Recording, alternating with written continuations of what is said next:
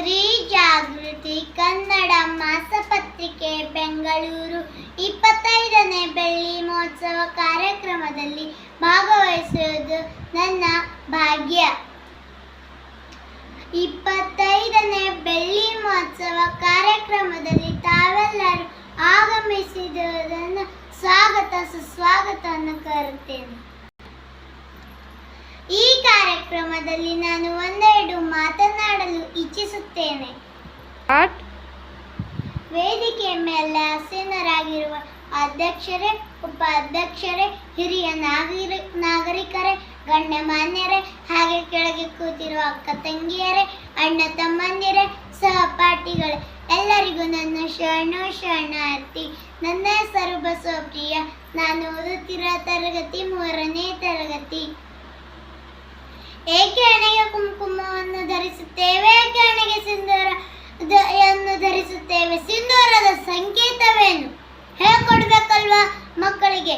ಕಾಟಾಚಾರದ ಹೆಣ್ಮಕ್ಳು ಹಣೆಗೆ ಸಿಂಧೂರ ಇಡೋದಿಲ್ಲ, ಕುಂಕುಮ ಇಡೋದಿಲ್ಲ, ತಿಲಕ ಇಡೋದಿಲ್ಲ. ಅದಕ್ಕೊಂದು ಕಾರಣ ಇದೆ.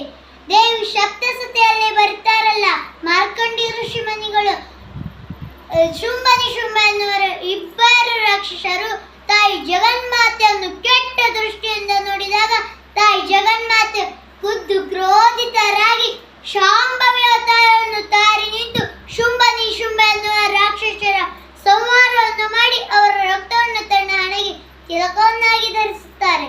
ಅದರ ಸಂಕೇತವಾಗಿ ಇವತ್ತಿಗೂ ಕೂಡ ನಮ್ಮ ಮನೆಯ ಹೆಣ್ಮಕ್ಕಳು ಹಣೆಗೆ ಕುಂಕುಮ ಧರಿಸುತ್ತಾರೆ, ಸಿಂಧೂರ ಧರಿಸುತ್ತಾರೆ, ತಿಲಕ ಧರಿಸುತ್ತಾರೆ. ಏನಕ್ಕೆ? ಎದುರಿಗೆ ಬರುವ ಪುರುಷರಿಗೆ ಎಚ್ಚರಿಕೆ ಗಂಟೆಯನ್ನು ಕೊಡಲು. ಒಂದು, ನೀನು ನನ್ನನ್ನು ತಾಯಿ ಜಗನ್ಮಾತೆ ಸ್ಥಾನದಲ್ಲಿಟ್ಟು ಆರಾಧಿಸು, ಇಲ್ಲ ಅಂದರೆ ನಿನಗೂ ಕೂಡ ಶುಂಭನಿ ಶುಂಭ ಎನ್ನುವಂತ ರಾಕ್ಷಸರಿಗೆ ಆಗುವಂತ ಪರಿಸ್ಥಿತಿ ನಿನಗೂ ಬರೋದು ಎಂದು ಎಚ್ಚರಿಕೆ ಗಂಟೆಯನ್ನು ನೀಡಲು ಪ್ರತಿಯೊಬ್ಬ ಮನೆಯ ಹೆಣ್ಣು ಮಕ್ಕಳು ಹಣೆಗೆ ಕುಂಕುಮ, ತಿಲಕ, ಸಿಂಧೂರವನ್ನು ಧರಿಸುತ್ತಾರೆ. ಮತ್ತೆ ನಮ್ಮ ಪೂರ್ವಿಕರು ಉಳಿಸಿಕೊಂಡು ಬಂದಂತಹ ಈ ಧರ್ಮವನ್ನು ಉಳಿಸಿ ಮುಂದಿನ ಪೀಳಿಗೆ ಕೊಡುವಂತ ಜವಾಬ್ದಾರಿ ಅದು ಯಾರ ಹೆಗಲ್ನಾಗಿದೆ ಅಂದರೆ ಅದು ನಮ್ಮ ಹೆಗಲ್ನಾಗಿದೆ. ನಾವೇ ಹೊಣೆಗಾರಿಕೆಯನ್ನು ಎತ್ತುಕೊಂಡು ಹೋಗಬೇಕು, ನಾವೇ ಕೆಲಸವನ್ನು ಮಾಡಬೇಕು.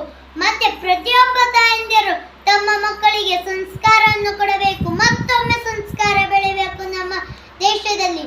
ಇದು ನಾನು ಹೇಳ್ತಿರುವ ಮಾತಲ್ಲ, ಶ್ರೀಕೃಷ್ಣ ಪರಮಾತ್ಮ ಹೇಳ್ತಿರುವಂತಹ ಮಾತು. ಇಡೀ ಮಹಾಭಾರತದ ಕುರುಕ್ಷೇತ್ರ ಯುದ್ಧದಲ್ಲಿ ತನ್ನ ಅಷ್ಟು ಮಕ್ಕಳನ್ನು ಕಳೆದುಕೊಂಡ ದುಃಖದಲ್ಲಿ ಗಾಂಧಾರಿ ತಾಯಿಯು ಕಣ್ಣೀರಿಡುತ್ತ ಕೋಪ ದುಃಖದಿಂದ ಕೃಷ್ಣನ ಮುಂದೆ ಬಂದು ಕೂತ್ಕೊಳ್ತಾರೆ. ಅದೇ ಸಮಯದಲ್ಲಿ ಯುದ್ಧ ಗೆದ್ದು ಬಂದಂತ ಪಾಂಡವರ ತಾಯಿ ಕುಂತಿಯು ಗಾಂಧಾರಿ ಎದುರುಗಡೆನೆ ಕೂತ್ಕೊಳ್ತಾರೆ. ಮಧ್ಯದಲ್ಲಿ ಶ್ರೀಕೃಷ್ಣ ಪರಮಾತ್ಮ ನಿಂತಿದ್ದಾರೆ.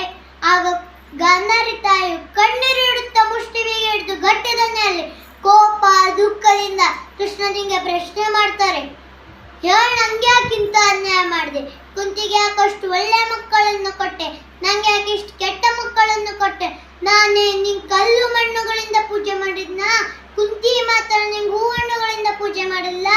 ಇಲ್ಲ ತಾನೆ, ನಾನು ಕೂಡ ಹೂವಣ್ಣುಗಳಿಂದಲೇ ಪೂಜೆ ಮಾಡಿದ್ದೆ. ಅದರಲ್ಲಿಯೂ ಕೂಡ ನಾನು ಮಹಾರಾಣಿಯಾಗಿದ್ದೆ, ವೈಭವದಿಂದ ನಿನ್ನನ್ನು ಆರಾಧಿಸಿದೆ. ಅದು ಕೂಡ ನಂಗೆ ಯಾಕಿಂತ ಅನ್ಯಾಯ ಮಾಡಿದೆ? ಕುಂತಿಗೆ ಯಾಕಷ್ಟು ಒಳ್ಳೆ ಮಕ್ಕಳನ್ನು ಕೊಟ್ಟೆ? ನಂಗೆ ಯಾಕೆ ಇಷ್ಟು ಕೆಟ್ಟ ಮಕ್ಕಳನ್ನು ಕೊಟ್ಟೆ ಎಂದು ಹೇಳಿದಾಗ ಕೃಷ್ಣನು ನಿಶುಲ್ಕ ಉತ್ತರ ಕೊಡುತ್ತಾರೆ. ಅಮ್ಮ ತಾಯಿ ಗಾಂಧಾರಿ, ನಾನು ಅನ್ಯಾಯ ಮಾಡಿದ್ದೇನೆಂದು ಕಣ್ಣೀರಿಡುತ್ತಿದ್ದೆಯಲ್ಲ, ನೀನು ಒಮ್ಮೆ ಯೋಚಿಸು. ನಿನ್ನ ಮಕ್ಕಳಲ್ಲಿಯೂ ಮತ್ತು ಕುಂತಿಯ ಮಕ್ಕಳಲ್ಲಿಯೂ ಏನ್ ವ್ಯತ್ಯಾಸ? ನಿನ್ನ ಮಕ್ಕಳು ಮತ್ತು ಕುಂತಿಯ ಮಕ್ಕಳು ಬೆಳೆದ ವಾತಾವರಣ ಒಂದೇ, ಮೈಯಲ್ಲಿ ಹರಿತಿರುವ ರಕ್ತ ಒಂದೇ, ರಕ್ತ ಸಂಬಂಧಿಕರು ನಿಮ್ಮಿಬ್ಬರು ಮಕ್ಕಳು.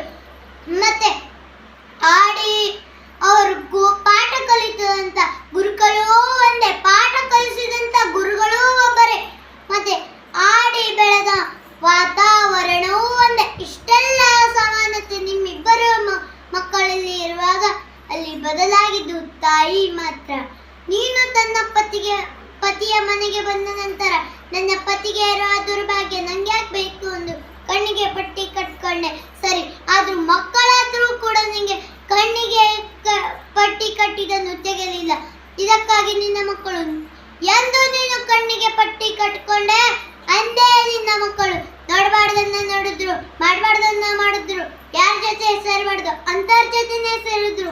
ಒಂದು ಕಡೆ ಕುಂತಿಯು ತನ್ನ ಪತಿಯ ಮನೆಗೆ ಬಂದ ನಂತರ, ತನ್ನ ಪತಿ ಸತ್ತ ನಂತರ ತಾಯಿ ಸ್ಥಾನದಲ್ಲಿ ಮಾತ್ರ ಅಲ್ಲ, ತಂದೆ ಸ್ಥಾನದಲ್ಲಿ ನಿಂತು ಮಕ್ಕಳಿಗೆ ಕಣ್ಣಿಗೆ ಎಣ್ಣೆ ಬಿಟ್ಕೊಂಡು ನೋಡ್ಕೊಂಡಮ್ಮ. ಇದಕ್ಕಾಗಿ ಕುಂತಿಯ ಮೊದಲನೇ ಮಗ ಯುಧಿಷ್ಠಿರ. ಯುಧಿಷ್ಠಿರ ಅಂದ್ರೆ ನೆನಪಾಗುತ್ತದೆ ಇಲ್ಲೋ? ಧರ್ಮರಾಯ ಅಂದ್ರೆ ನೆನಪಾಗುತ್ತೆ. ಪುಣ್ಯಾತ್ಮ ಧರ್ಮದಿಂದಲೇ ಹೆಸರುವಾಸಿಯಾದವನು. ಇದಕ್ಕಾಗಿ ಧರ್ಮರಾಯ ಹಾಕಿಕೊಟ್ಟ ಮಾರ್ಗದಲ್ಲಿ ಅವರ ತಮ್ಮಂದಿರು ನಡೆದುಕೊಂಡು ಬಂದವರು. ನಮ್ಮ ಹಿಂದೂ ಸ್ತ್ರೀಗಳು ಒಂದು ವೇಳೆ ನಾನು ನಿಮ್ಮ ಕಣ್ಣು ಮುಂದೆ ಮೊಘಲರ ರಾಣಿಯನ್ನು ನೆನಪಿಸಿಕೊಂಡ್ರೆ, ಕೈಯಲ್ಲೊಂದು ಗುಲಾಬಿಯನ್ನು ಹಿಡಿದುಕೊಂಡು ಅಂತಃಪುರದಲ್ಲಿ ಶೃಂಗಾರ ಮಾಡಿಕೊಂಡು ಕೂತಿರೋ ರಾಣಿ ನೆನಪಾಗ್ತಾರೆ. ಒಂದು ವೇಳೆ ನಾನು ನಿಮ್ಮ ಕಣ್ಣು ಮುಂದೆ ಬ್ರಿಟನ್ ರಾಣಿ ನೆನಪಿಸಿಕೊಂಡ್ರೆ, ವಜ್ರ ವೈಡೂರ್ಯಗಳನ್ನು ಧರಿಸಿ ತನ್ನ ಹಸ್ತದಲ್ಲಿ ಕೂತಿರುವ ರಾಣಿ ನೆನಪಾಗ್ತಾರೆ. ಒಂದು ವೇಳೆ ನಮ್ಮ ಹಿಂದೂ ರಾಣಿಯರನ್ನು ನೆನಪಿಸಿಕೊಂಡ್ರೆ, ಕೈಯಲ್ಲಿ ಗುಲಾಬಿ ಹಿಡಿದುಕೊಂಡು ಅಂತಃಪುರದಲ್ಲಿ ತನ್ನ ಆಸ್ಥಾನದಲ್ಲಿ ವಜ್ರ ವೈಡೂರ್ಯಗಳನ್ನು ಧರಿಸಿ ಕೂತಿರುವ ರಾಣಿ ನೆನಪಾಗಲ್ಲ. ಹಿಂದೂ ರಾಣಿ ಅಂದ ತಕ್ಷಣ ಕಚ್ಚಿ ಸೀರೆಯನ್ನಿಟ್ಟು ಬಿಚ್ಚು ಕತ್ತೆಯನ್ನು ಹಿಡಿದು ಚಾಕರ ಕತ್ತನ್ನು ಕತ್ತರಿಸಿ ತನ್ನ ಅಗಸೆಯ ಭಾಗಕ್ಕೆ ತಕ್ಕಂತೆ ಯುದ್ಧಕ್ಕೆ ಬನ್ನಿ ಎಂದು ಗರ್ಜಿಸಿದ ರಾಣಿ ನೆನಪಾಗ್ತಾರೆ. ಅಂತ ಕಿತ್ತೂರು ರಾಣಿ ಚೆನ್ನಮ್ಮನಂತವರ ರಾಣಿ ನೆನಪಾಗ್ತಾರೆ. ಒಂದು ವೇಳೆ ನಾನು ನಿಮ್ಮ ಕಣ್ಣು ಮುಂದೆ ಝಾನ್ಸಿ ಕಿ ರಾಣಿ ಲಕ್ಷ್ಮೀಬಾಯಿ ಅವರನ್ನು ನೆನಪಿಸಿಕೊಂಡ್ರೆ, ಬೆನ್ನಿಗೆ ಮಗುವನ್ನು ಕಟ್ಟಿಕೊಂಡು ಯುದ್ಧ ಮಾಡುತ್ತಿರುವಂತ ರಾಣಿ ನೆನಪಾಗ್ತಾರೆ. ಒಂದು ವೇಳೆ ನಾನು ನಿಮ್ಮ ಕಣ್ಣು ಮುಂದೆ ಒಬ್ಬ ಅಕ್ಕಮಹಾದೇವಿ ಉದಾಹರಣೆ ಸಾಕು. ಇಡೀ ಶೂನ್ಯ ಪೀಠದ ಮುಂದೆ ನಿಂತು, ಎಲ್ಲಾ ಶರಣರ ಮುಂದೆ ನಿಂತು ಅಲ್ಲಮ್ಮ ಪ್ರಭುದೇವರು ಅಕ್ಕಮಹಾದೇವಿ ಅವರಿಗೆ ಕೇಳಿದಂತ ಮೊದಲನೇ ಪ್ರಶ್ನೆ, ನೀನು ಯೌವನ ಸ್ತ್ರೀಯಲ್ಲವೇ? ಇತ್ತಲೇಕೆ ಬಂದೆ? ನಿನ್ನ ಪತಿಯ ಕುರು ಹೇಳಿ, ಇಲ್ಲದಿದ್ದರೆ ಇಲ್ಲಿಂದ ಆಚೆ ತಲಗ ತಾಯಿ ಎಂದು ಹೇಳಿದಾಗ, ಆಗ ಅಕ್ಕಮಹಾದೇವಿಯವರು ಶೂನ್ಯ ಪೀಠದ ಮುಂದೆ ನಿಂತು, ಎಲ್ಲಾ ಶರಣರ ಮುಂದೆ ನಿಂತು ಉತ್ತರ ಕೊಟ್ಟರು. ಅಲ್ಲಮ್ಮ ಪ್ರಭುದೇವರಿಗೆ ಸತ್ಯ ಗೊತ್ತು, ಆದರೆ ಉಳಿದ ಸ್ಥಳದಲ್ಲಿ ಸತ್ಯಾದರ್ಶನ ಆಗಬೇಕೆಂದು ಕೇಳಿದಂತ ಮೊದಲನೇ ಪ್ರಶ್ನೆ. ಆಗ ಅಕ್ಕಮಹಾದೇವಿಯವರು ಶೂನ್ಯ ಪೀಠದ ಮುಂದೆ ನಿಂತು, ಎಲ್ಲಾ ಶರಣರ ಮುಂದೆ ನಿಂತು ಕೊಟ್ಟಿದಂತ ಉತ್ತರ, ಇರಕ್ಕೊಬ್ಬ ಗಂಡ, ಪರಕ್ಕೊಬ್ಬ ಗಂಡ, ಮತ್ತೆ ಸಾವಿಲ್ಲದ ಗಂಡ, ಕೇಳಿಲ್ಲದ ಗಂಡ, ಕೊನೆಯಿಲ್ಲದ ಗಂಡ, ನನಗೆ ಚೆನ್ನಮಲ್ಲಿಕಾರ್ಜುನ ಒಬ್ಬನೇ ಗಂಡ ಎಂದು ಹೇಳುವಂತ ಅಕ್ಕಮಹಾದೇವಿ ಅವರು. ಮತ್ತೆ ಒಂದು ವೇಳೆ ನಾನು ನಿಮ್ಮ ಕಣ್ಣ ಮುಂದೆ ಒಣಕೆ ಒಬ್ಬವನ್ನವರನ್ನು ನೆನಪಿಸಿಕೊಂಡ್ರೆ, ಒಣಕೆಯನ್ನು ಹಿಡಿದು ಒಬ್ಬಂಟಿಯಾಗಿ ಹೈದರಾಲಿ ಸೈನಿಕರನ್ನು ಹೊಡೆದು ಸಾಯಿಸಿದ ರಾಣಿ ನೆನಪಾಗ್ತಾರೆ. ಅದು ಹೇಳೋಷ್ಟು ಬಹಳ ಇದೆ. ಸಮಯದ ಅಭಾವದಿಂದಾಗಿ ನನ್ನ ಈ ಪುಟ್ಟ ಭಾಷಣವನ್ನು ಮುಗಿಸುತ್ತೇನೆ. ಮಾತನಾಡಲು ಅವಕಾಶ ಕೊಟ್ಟಿದ್ದಕ್ಕಾಗಿ ತಮಗೆಲ್ಲರಿಗೂ ಹೃದಯಪೂರ್ವಕ ಧನ್ಯವಾದ. ನನ್ನ ಈ ಪುಟ್ಟ ಭಾಷಣದಲ್ಲಿ ಏನಾದರೂ ಲೋಪದೋಷಗಳನ್ನು ಕಂಡು ಬಂದರೆ ದಯವಿಟ್ಟು ಕಂದನಂತೆ ಕ್ಷಮಿಸಿಬಿಡಿ. ತಾವೆಲ್ಲ ಶಾಂತ ರೀತಿಯಿಂದ ನನ್ನ ಭಾಷಣವನ್ನು ಕೇಳಿದ್ದಕ್ಕೆ ಮತ್ತೊಮ್ಮೆ ಧನ್ಯವಾದಗಳು. ಸ್ತ್ರೀ ಜಾಗೃತಿಗೆ, ಸ್ತ್ರೀ ಜಾಗೃತಿ.